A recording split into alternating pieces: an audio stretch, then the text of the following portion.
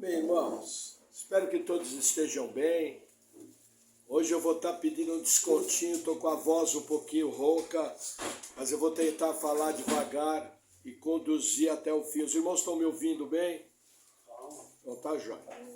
Vamos ao nosso texto base, livro do profeta Amós, capítulo 1, versículo 1 diz assim: As palavras de Amós, que estava entre os pastores de Tecoa, as quais viu a respeito de Israel, nos dias de Uzias, rei de Judá, e nos dias de Jeroboão, filho de Joás, rei de Israel, 2 anos antes do terremoto. Ele disse: O Senhor bramará de Sião, e de Jerusalém fará subir a sua voz. Os prados dos pastores prantearão, e secar-se-á o cume do Carmelo. Até aqui. Vamos orar. Senhor, obrigado por tua palavra. Eu oro em nome de Jesus te agradecendo e oro pedindo que o Senhor venha com a tua graça, com o teu poder, me capacitando a transmitir a palavra de maneira bíblica e que o Senhor venha edificando a tua igreja. No nome de Jesus. Amém. Amém, irmãos. Veja, nós estamos estudando o livro de Reis e livro de Crônicas. E no livro de Reis, estamos próximos de um evento histórico extremamente importante, que é a destruição do Reino do Norte, do Reino de Israel, a queda de Samaria, e o povo vai ser retirado da terra e lançado para terras distantes, como juízo de Deus. O que acontece? Dentro do livro de Reis, a gente vê o que os reis fizeram, alguma atitude militar, alguma coisa que fizeram na relação espiritual. Mas o que eu tenho que entender é que Deus sempre envia profetas para avisar as pessoas. Aí você pode perguntar: pastor, e hoje? Deus envia profetas? Hoje não é mais necessário. Por quê? Porque a Bíblia está escrita e todas as advertências que eu preciso saber estão na Bíblia. E quando eu exponho a Bíblia corretamente, eu ouço essas advertências e consigo ler o que está à minha volta. Curiosamente, o livro de Amós, estava preparando a palavra, ele é um livro extremamente atual. Praticamente todas as situações que aconteciam naquela época, elas continuam acontecendo até o dia de hoje. E a grande pergunta é: se Deus agiu trazendo juízo contra o povo daquela época, como que vai ser quando Deus vier trazer juízo sobre a nossa época? Nós temos uma ideia disso no livro do Apocalipse. Agora, por que esse livro é importante? Porque ele é um livro que ele chama a atenção das nações, mas o alvo principal dele é Israel, com algumas citações para Judá. O alvo dele é o povo de Deus. O alvo dele somos nós. Nessa época aqui, Deus envia o profeta Isaías. O profeta Isaías está no Reino do Sul. Ele é um homem do palácio, ele é um homem de boas relações, é um homem culto. Isaías é um homem estudado. E ele, nessa época aqui, já começa a sua atividade profética. Ao mesmo tempo, Deus levanta esse camarada chamado Amós. Amós era o quê? Amós era um boiadeiro. Ele era um pastor. Ele era um agricultor. Ele vivia do quê? De gado e de colheita de figos. Não tinha o estudo das Escrituras, não era sacerdote, não era de família real. Porém, o conjunto da obra de Amós é muito bem acabado. A escrita dele é finíssima.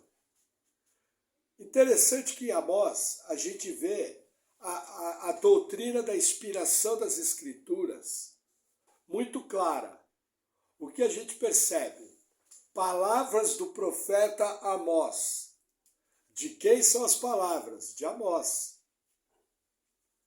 Dadas em visão por Deus.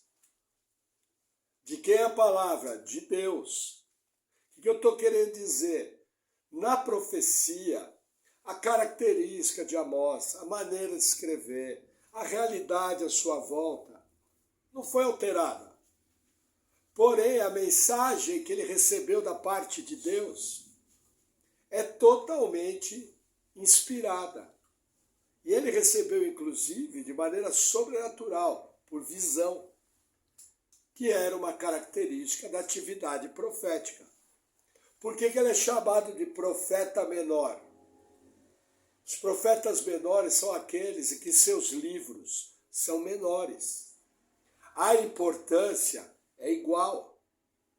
Porém, você pega o livro do profeta Isaías, tem 66 capítulos. Você pega o livro de Jeremias, tem 52 capítulos.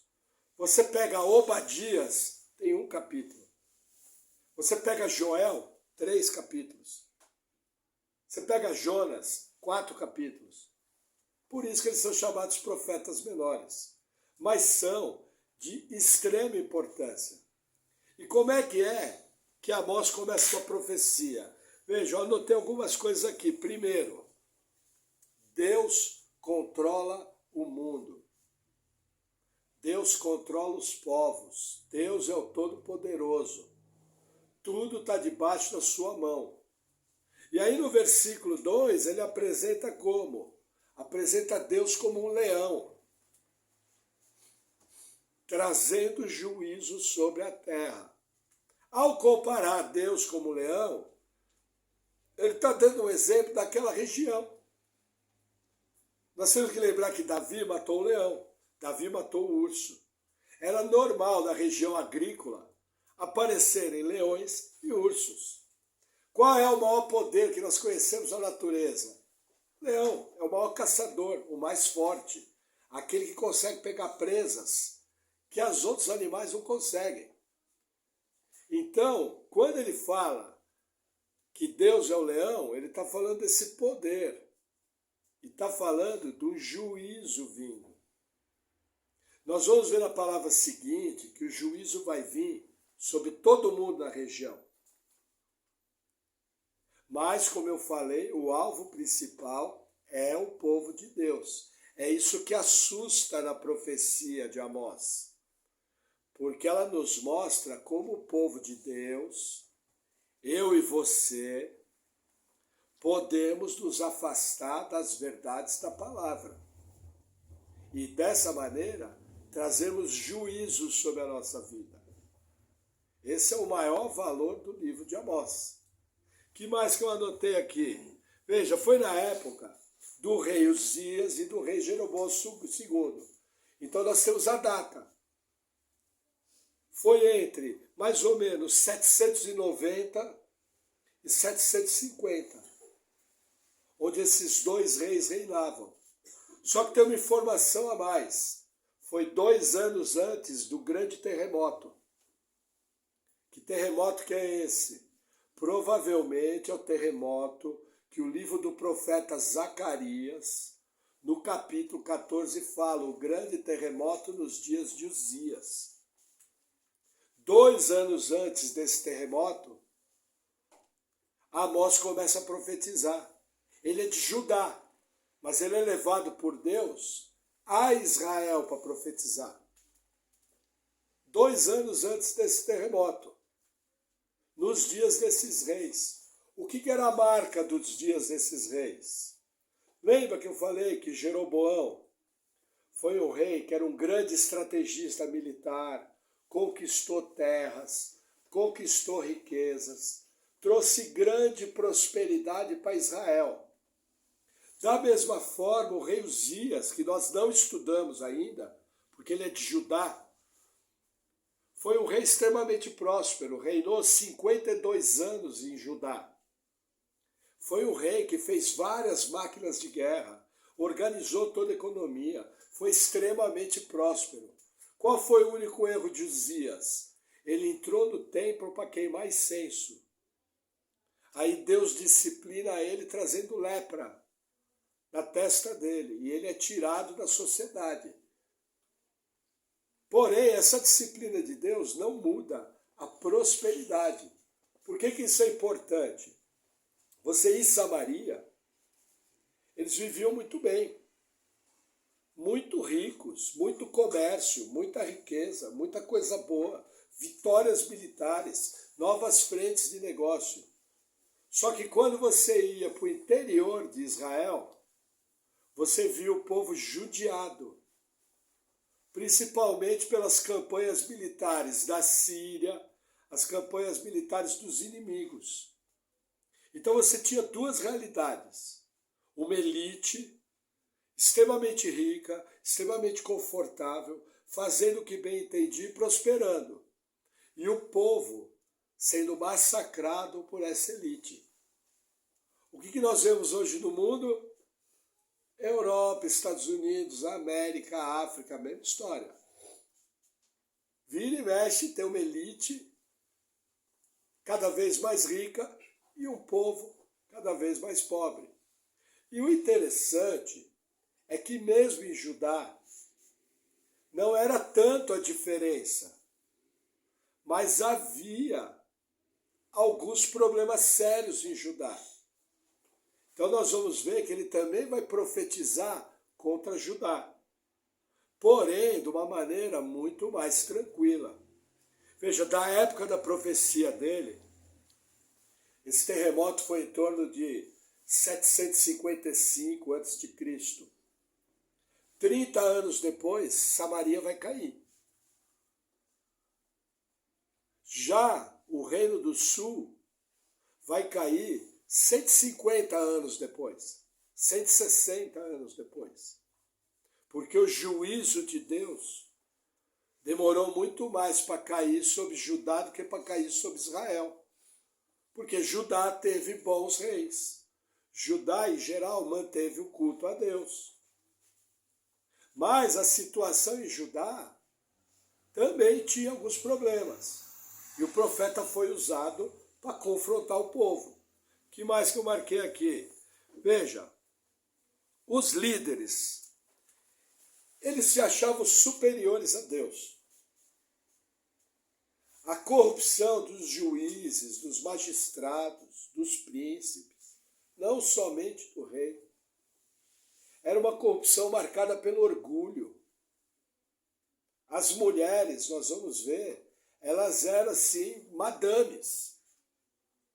Mulheres extremamente ricas, que tinham um padrão de vida altíssimo, com as melhores joias, as melhores roupas, os melhores enfeites de cabelo e as melhores comidas. Toda a nobreza de Israel estava contaminada. Não bastasse isso, havia 3 santuários. O santuário de Betel, que tinha 2 bezerros, o santuário de Berseba e o santuário de Gigal. Tudo santuário de idolatria. Quer dizer, o orgulho deles, a riqueza, levou à cegueira. Mostrando que é errado ter propriedade? Não. É errado ter prosperidade? Não. Prosperidade é sinal da bênção de Deus. Porém, essa prosperidade pode se transformar em cegueira espiritual. Pode se transformar em idolatria ao dinheiro, pode se transformar numa idolatria aos ídolos. Uma das fases mais perigosas que o crente tem é quando ele começa a melhorar de vida. Eu lembro que quando eu comecei a melhorar de vida, por exemplo, meu carro chovia dentro. Eu abri o porta-luvas, tinha uma poça de água de 2 dedos. Eu abri o porta-mala, tinha uma poça de água. Quando chegou o primeiro carrinho bom, eu fiquei feliz da vida. Mas eu lembro que eu orei a Deus, eu falei, Senhor, ó, muito obrigado, mas não me permita desviar. Se for para me abençoar e eu me afastar do Senhor, eu não quero. Porque do jeito que tá bom, eu tenho o Senhor. E tendo o Senhor, é tranquilo. Lógico, hoje eu não sou rico, mas nós melhoramos de vida. São quase 24 anos servindo ao Senhor. Você planta sementes certas, começa a colher sementes certas. Mas o livro de Amós, vocês vão ver os próximos capítulos, a atitude dos ricos era terrível. Uma soberba, uma crueldade, uma dureza de coração, poucas vezes vista na Escritura. O que mais que eu marquei aqui? Tá. No livro, a gente vai perceber o quê? Que Deus não faz acepção de pessoas. Quem já ouviu essa frase? Deus não faz acepção de pessoas. Sabe o que é acepção? Veja, essa frase é usada quando se fala de salvação. Mas os versículos bíblicos que falam que Deus não faz acepção de pessoas, não falam de salvação. Eles falam de juízo. O que é Deus não faz acepção de pessoas? Tanto Israel como Judá, que conhecem a lei, como os gentios que não conhecem a lei, vão ter o mesmo juízo. Porque Romanos 2 explica, Deus colocou a sua lei na consciência do homem. Mesmo que o homem nunca leu uma página da Bíblia, a lei de Deus está na consciência dele. E no dia do juízo final, os pecados deles vão ser julgados perante a consciência que Deus pôs. Aí Romanos fala que por causa dessa consciência, os homens são indesculpáveis. Então Deus não faz acepção de pessoa. Você é um crente, transgrediu, é passível de disciplina. Deus pode trazer disciplina. Você é um incrédulo, transgrediu, é passível de disciplina. Deus também pode trazer. Se ele vai fazer ou não, é uma questão da vontade dele. Mas ele julga as pessoas sem fazer divisão. Por que é importante? Muito crente acha que Deus só vai descer a ripa nos de fora. Mas não fique esperto para ver se você também não vai ser duramente disciplinado por Deus.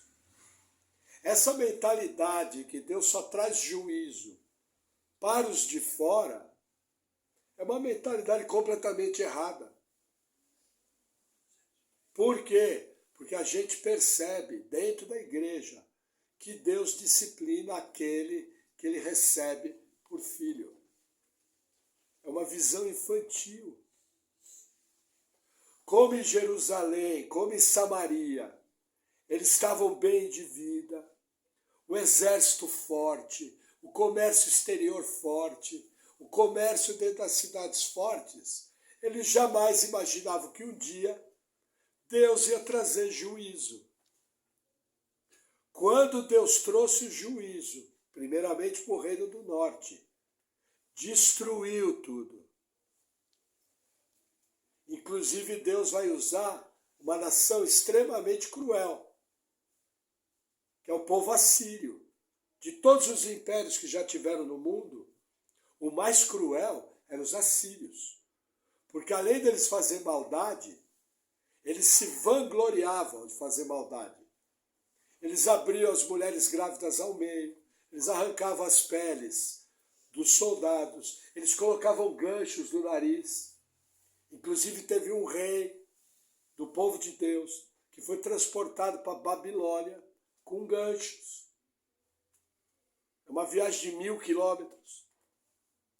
Curiosamente, ele sobreviveu por causa de uma palavra do Senhor. Entendeu? Mas o cara foi transportado com um gancho. Por quê? Era o hábito assírio, que outros povos copiaram. Eles vazavam os olhos, eles faziam uma série de coisas terríveis.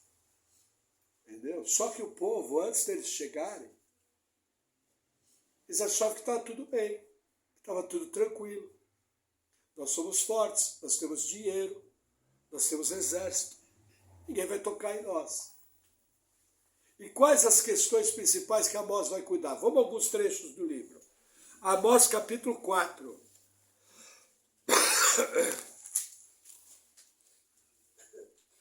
Versículo 6. Diz assim: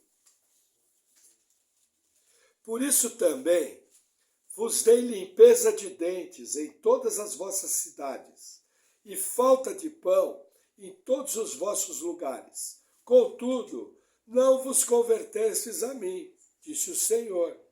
Além disso, retive de vós a chuva, quando ainda faltavam 3 meses para a ceifa, e fiz que chovesse sobre uma cidade, e não chovesse sobre a outra cidade. Sobre um campo choveu, mas o outro, sobre o qual não choveu, secou-se. E andaram errantes 2 ou 3 cidades, indo a outra cidade para beberes água, mas não se saciaram. Contudo, não vos convertestes a mim, disse o Senhor. Uma das primeiras questões. Deus começou a enviar juízos do clima. Só que o povo não leu a circunstância. O povo não lembrou da aliança de Moisés. E não viu a advertência. O que aconteceu? Começou a passar fome, começou a passar sede e começou a ter problemas. O que eu aprendo com essa passagem? Gente, começou a dar coisa errada. Primeira coisa que você tem que orar, eu sempre ensino isso. Senhor, isso é uma disciplina. O Senhor está me disciplinando em algo? Tem alguma coisa que eu fiz que está desagradando, Senhor? Essa tem que ser a minha primeira oração. Porque, em geral, Deus ele nos cerca, em geral ele cuida de nós. Quando acontece algo errado, normalmente eu já percebo, falo, pô, errei. Não devia ter feito dessa forma. Às vezes nem é pecado. É uma estratégia errada. Por exemplo, às vezes vai fazer uma compra, você contrai uma dívida maior do que a que você pode. Aí a consequência é ficar apertado para pagar o cartão de crédito. Aquilo em si já é uma disciplina que você aprende com a própria atitude. Agora, é muito importante você se ligar. O povo aqui foi advertido. E não se voltaram para Deus.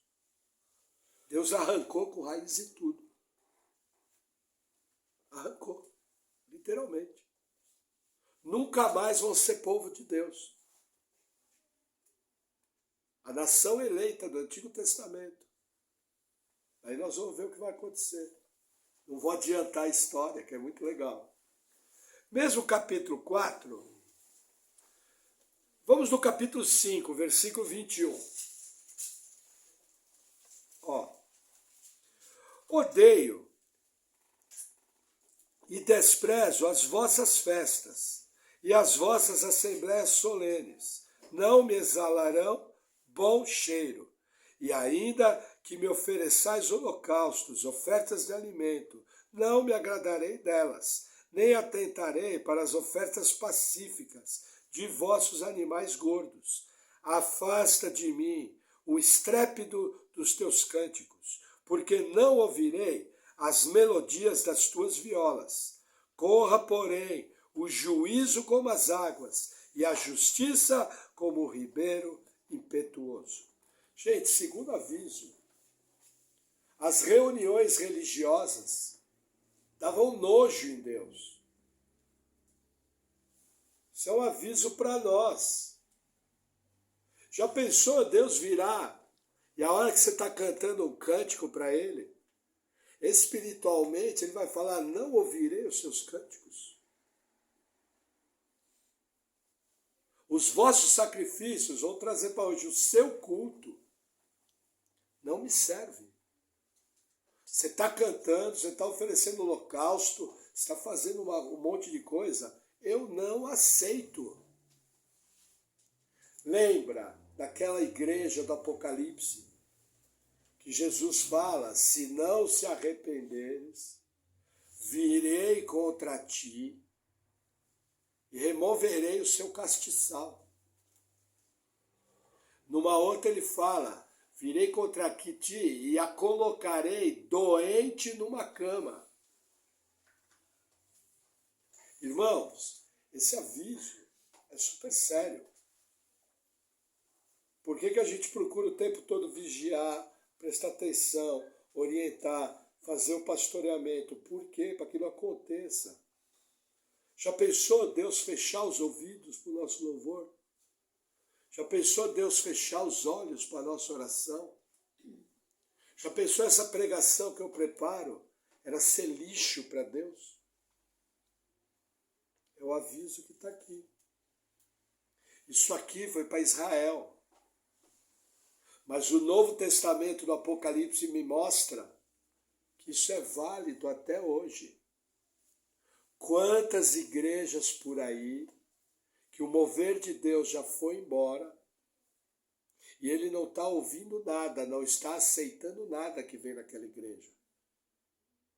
Na verdade, é como ele fala no 24, recebei o juízo, como águas, muito juízo. Percebem a seriedade de servir a Deus? Isso vai desde o nível pessoal até o nível coletivo. É nosso papel guardar a santidade da nossa igreja. Para isso que nós caminhamos juntos e nos auxiliarmos uns aos outros a estarmos andando de maneira correta. Para que isso aqui não aconteça. Amém? Vamos lá, capítulo 6. Versículo 4.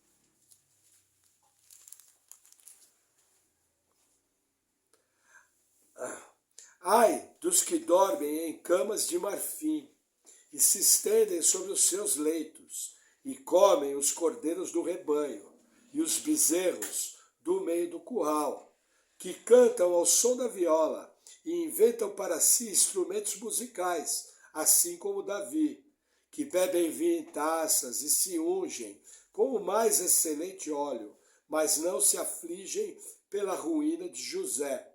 Portanto, agora irão em cativeiro, entre os primeiros dos que forem levados cativos, e cessarão os festins dos banqueteadores. Até aqui. Gente, luxúria. Quantos elefantes morreram para fazer uma cama de marfim? As festas, o luxo, a ostentação. E o pessoal vivendo a sua vida sem se preocupar com a vida espiritual. Aqui fala da queda de José. A queda de José é uma figura espiritual da destruição espiritual do reino do norte, do reino de Israel. Trazendo para os nossos dias. Tem muito crente vivendo bem, vivendo com luxo, vivendo uma vida regalada. E não está nem aí para a igreja, não está nem aí para a vida cristã. Não está nem aí para as coisas de Deus. Cai nisso aqui. Ah, você levado cativo para a Síria? Não, da forma que Deus vai fazer eu não sei. Mas isso aqui é um aviso profético. Para que jamais os luxos... Eu vou dar um exemplo bem prático. Os irmãos sabem que eu amo ir para as montanhas. E gasto até um tempo nisso. Jamais isso pode atrapalhar o meu ministério. Porque isso é secundário. Da mesma maneira, na sua vida, tem uma série de coisas que você está colocando no lugar do Senhor, estou falando de maneira geral, estou falando diretamente para ninguém. Mas existe um monte de coisa que você está colocando no lugar do Senhor. E isso aí está atrapalhando sua vida espiritual. Entenda. A casa vai cair. Vai desabar. E você vai se machucar bem feio. Só que provavelmente, conhecendo o Senhor, a hora que você se machucar, você vai se corrigir. E vai se voltar para Deus. A gente brinca que é o crente chibata. Aqui no Brasil ele fala a palavra chicote. Na Venezuela tem outro sentido. Mas é o azorrague. Azorrague vocês sabem o que é. É aquele crente que só se movimenta levando lambada nas costas. Pá, pá, aí ele anda. Que não seja assim entre nós, né? É melhor eu me movimentar de maneira bíblica. Chicote, se eu não me engano, irmão, vocês do Brasil, é o cheiro ruim do pé. Não é isso? Viu como eu já sei tudo de castelhano? Vamos lá. Amós 7, versículo 10. Então Amazias, o sacerdote de Betel, mandou dizer a Jeroboão, rei de Israel: Amós tem conspirado contra ti, no meio da casa de Israel. A terra não poderá sofrer todas as suas palavras. Versículo 12. Depois Amazias disse a Amós: Vai-te, ó vidente, e foge para a terra de Judá, e ali come o pão, e ali profetiza. Qual é a advertência aqui? Os falsos profetas sempre resistem à pregação da palavra de Deus. Quando você vê isso, entenda, vai atrair juízo. Aí eu pergunto, o nível de contaminação da igreja brasileira não está trazendo juízo sobre o nosso país? Existem várias igrejas do Brasil que apoiam a corrupção, que apoiam verdades anticristãs, aliás, verdades não, mentiras anticristãs, que apoiam empresas ou pessoas ou partidos que jamais deveriam apoiar. Veja a Europa. A Europa é o cemitério cristão. Mas eles apoiaram coisas que nunca deveriam. Olha os juízos que a Europa está sofrendo. Eles estão acabando com a vida na Europa. O que eu tenho que entender? Independente do que estão pregando lá fora, é problema deles. Eu tenho que cuidar da minha vida, estar fixada na palavra de Deus e dos valores cristãos. E da igreja que eu congrego, está andando certo. O resto vai se acertar com Deus. Aí é cada um entre a pessoa e Deus. Mas cuidado. Cuidado com falsos profetas. Quando você fala, nossa, eu estou buscando fazer tal coisa, a pessoa vai falar, não precisa. Você está exagerando. Falso profeta. Sabe quando você resolve andar mais a sério? Levar as coisas do Senhor mais a sério? E vem alguém falando, não precisa fazer isso. É a voz desse cara aqui. Esse cara é uma autoridade religiosa. Entendeu? Então é aí que eu tenho que ficar atento, para não me misturar com isso.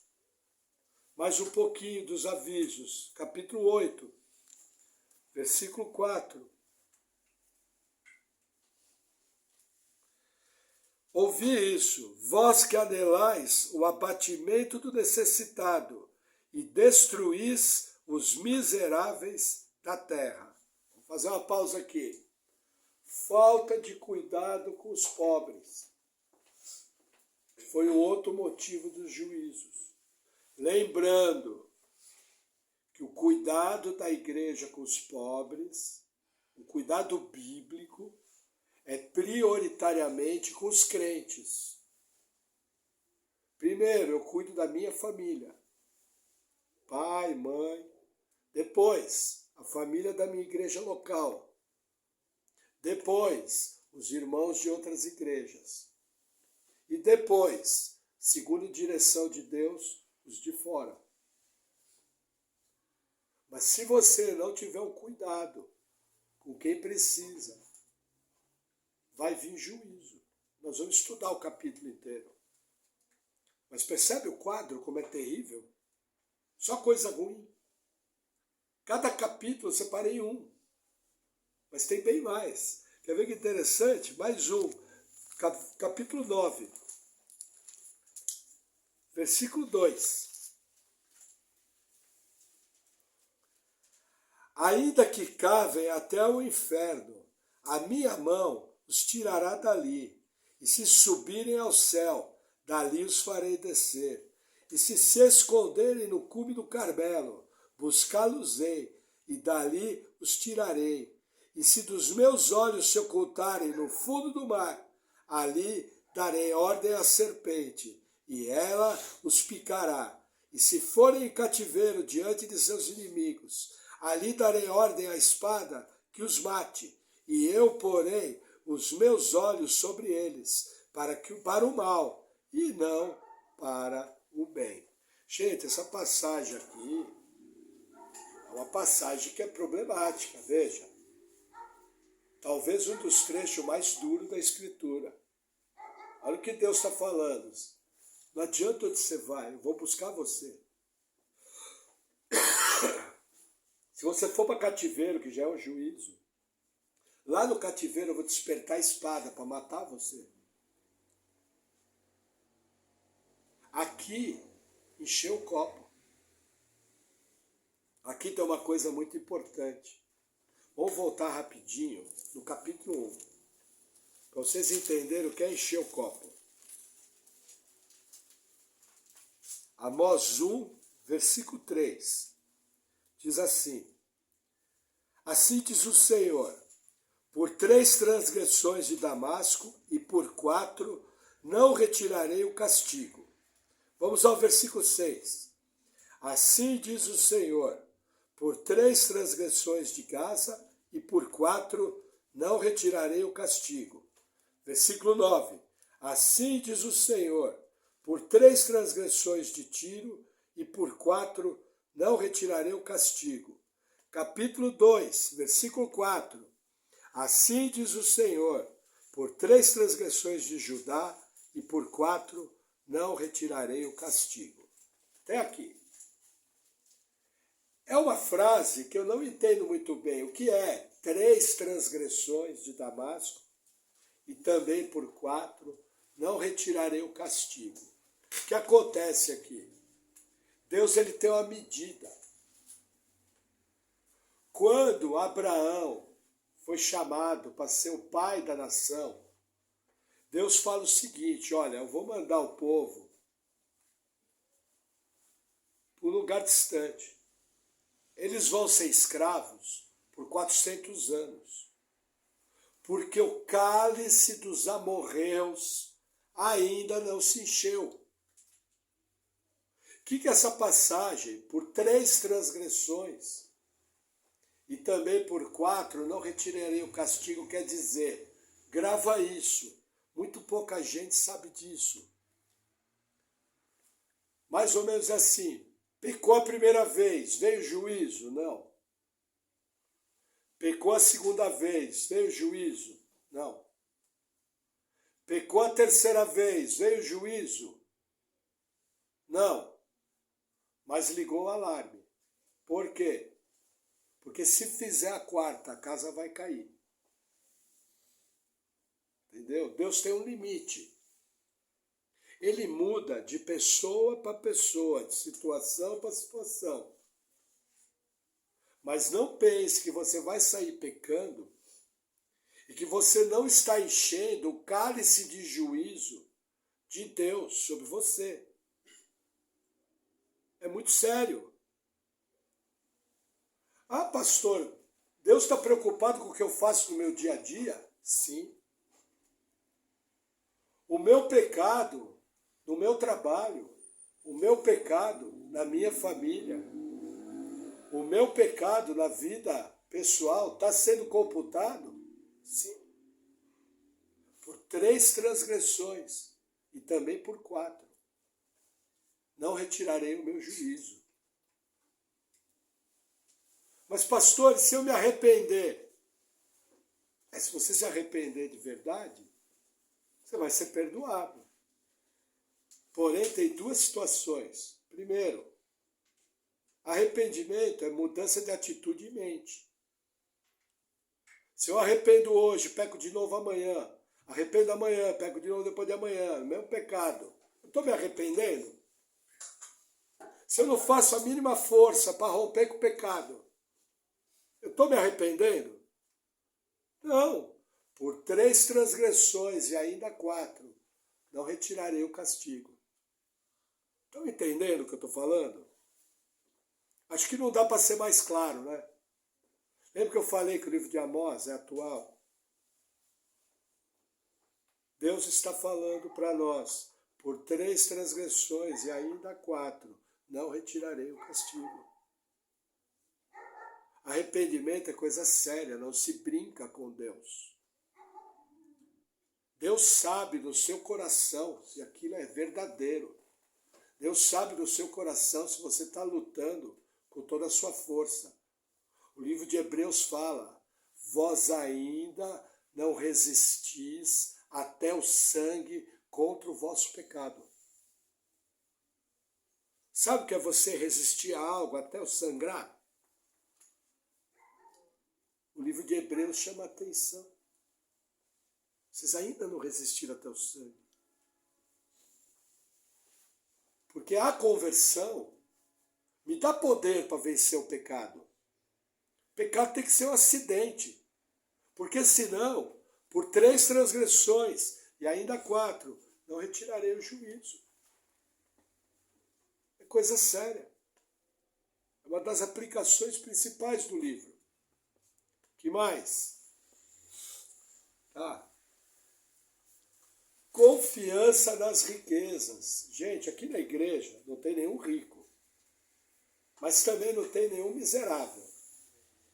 Mas eu sei que todo mundo aqui, até o pessoal que chegou na Venezuela, dia após dia está melhorando de vida. Deus nos abençoa. Gente, muito cuidado com a falta de sensibilidade com quem precisa. Muito cuidado. Não confia na riqueza. Você pode chegar a ser muito rico. Você senta na frente do médico. O médico olha para sua cara e fala, olha, você tem um tumor na cabeça e eu te dou 60 dias. E não tem nem como operar. Acabou. Sabe aquele camarada que Jesus fala, reformou o celeiro, reformou tudo, encheu tudo de bens. Ele falou, nossa, agora estou bem. O que Jesus fala? Louco, hoje mesmo pedirei a tua alma. E o que farás? Mais ou menos assim. Cuidado com riqueza. Gente, eu amo conforto. Eu amo carro bom. Eu amo casa boa. Eu não tenho nenhum problema com isso. Quanto melhor de vida você for, melhor. É Deus que dá isso. O problema é você ser o mesmo. Em 2006, tinha uma irmã muito querida que trabalhava com a gente. A irmã Luciana, da Assembleia de Deus aqui em cima. Muito piedosa. E ela teve um sonho comigo em 2006. Ela falou, Maurício, sonhei com você essa noite. Eu falei, ih, coisa boa. Ela falou, coisa boa. Lógico, a gente toma cuidado com o sonho, mas eu vou contar o sonho. Eu acho que tem uma mensagem aí que cabe. Ela falou, vi você numa casa muito grande, muito conforto. Você muito bem. Eu falei, Ela falou, mas a notícia é melhor. Você era o mesmo. Você tinha o mesmo comportamento, você era do mesmo jeito. Nossa, fiquei tão feliz com o sonho. Não por causa da casa grande, mas por causa de ser o mesmo. Lógico, eu não tenho como afirmar que esse sonho foi de Deus. Acho até que nem foi. Mas a mensagem que veio dentro dele foi algo que Deus usou Eu creio para falar, nossa, eu quero me manter o mesmo. Lembrei disso aí agora. Ilustração, lembrando, né? Precisa tomar muito cuidado com o sonho. Nós já conversamos sobre isso. Aí, para encerrar, Amós capítulo 2, último texto, rapidinho. Versículo 3. Amós 2, versículo 3. E exterminarei o juiz do meio dele, e a todos os seus príncipes com ele matarei, diz o Senhor. Assim diz o Senhor, por 3 transgressões de Judá, e por 4 não retirarei o castigo, porque rejeitaram a lei do Senhor, e não guardaram os seus estatutos. Antes se deixaram enganar por suas próprias mentiras, após as quais andaram seus pais. Por isso, porei fogo em Judá, e ele consumirá os palácios de Jerusalém. Até aqui. O que ele está falando? Ele está falando dos juízes de Israel. Veja, aqui tem uma mensagem muito séria. A Bíblia faz várias advertências quando os juízes se corrompem. Uma das marcas de que algo vai dar errado é quando os juízes, que é gente muito capacitada, gente preparada para guardar o povo, eles se afastam. Aqui, nós vamos estudar que eles chegavam a vender o pobre por causa de um chinelo. Em Israel, os juízes se corromperam, vendendo o povo, sendo injusto. O que aconteceu? Deus destruiu tudo. É só você olhar os exemplos na antiga União Soviética, na antiga Alemanha, na antiga Itália, nas ditaduras da América Latina.